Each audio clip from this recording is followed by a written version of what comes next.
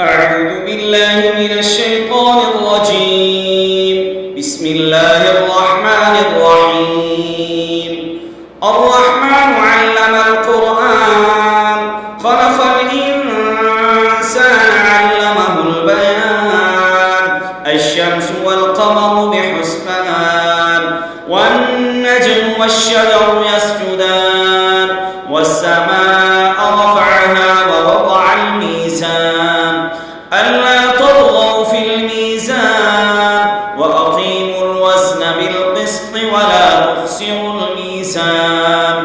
والأرض وضعها للأنام فيها فاكهة والنخل ذات الأكمام والحب ذو العصف والريحان فبأي آلاء ربكما تكذبان خلق الإنسان من صلصال كالفخار وخلق الجان من مارج من نار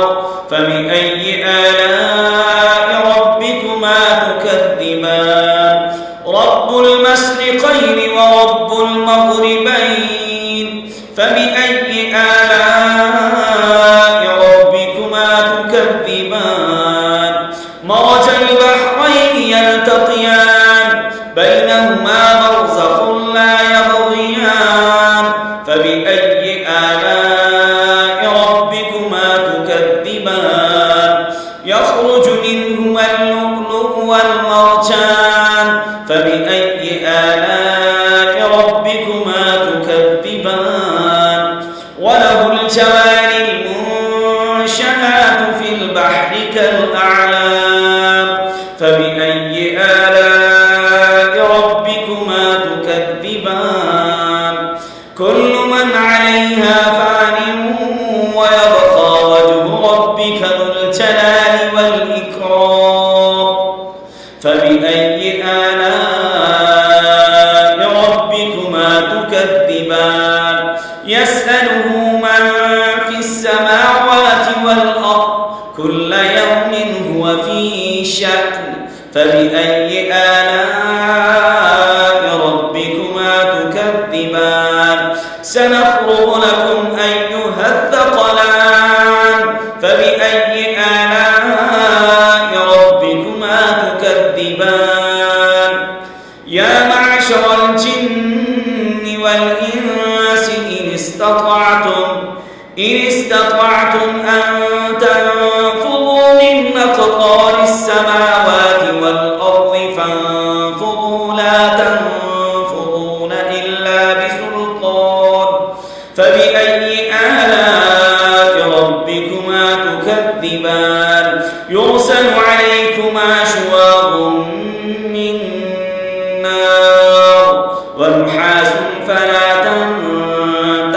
تنتصران فبأي آلاء ربكما تكذبان فإذا انشقت السماء فكانت وردة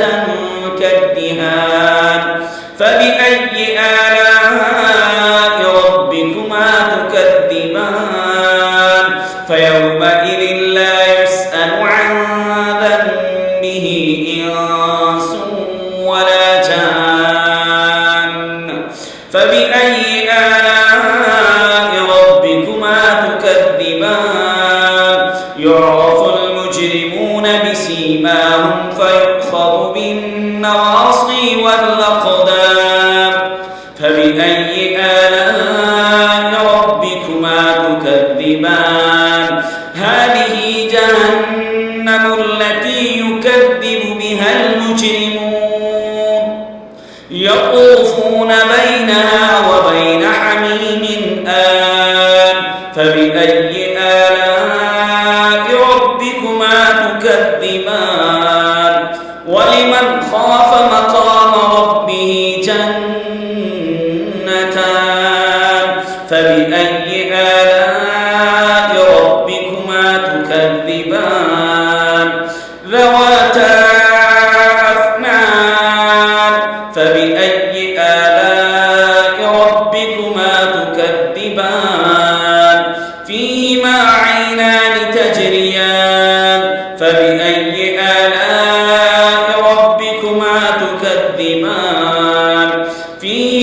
من كل فاكهة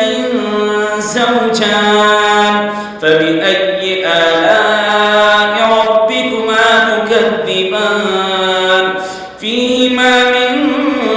كل فاكهة زوجان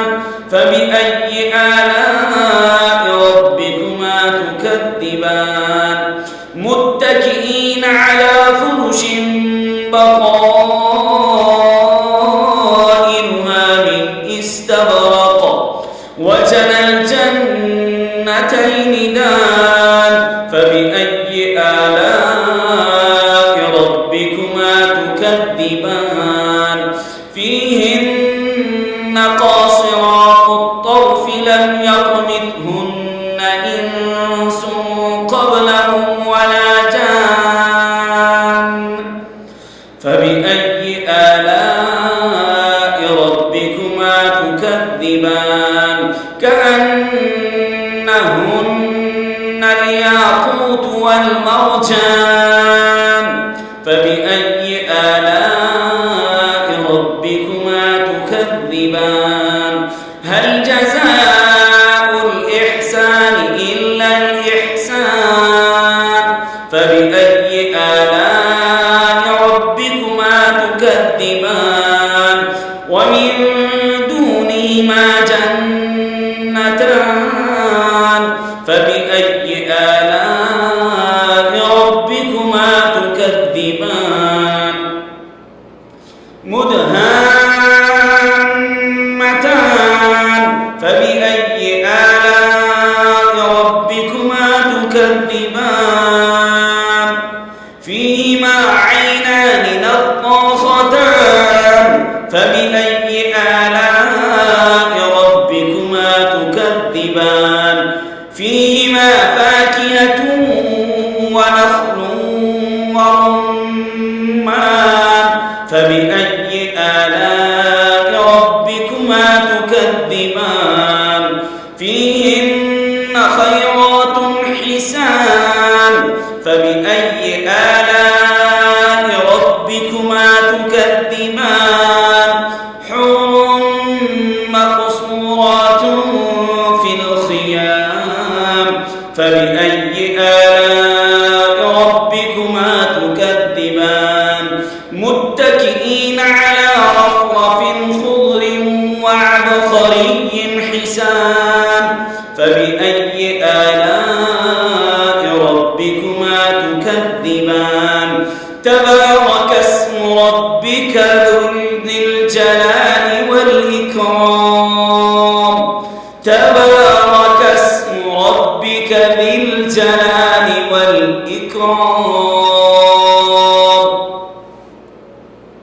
जितने भी मेरे भाई हैं सूरत रहमान रोज़ाना घर में पढ़ा करें। अगर पढ़ना नहीं आती सुना करें। सूरत रहमान पढ़ने से सुनने से बीमारियां दूर होती हैं। अस्सलामु अलैकुम।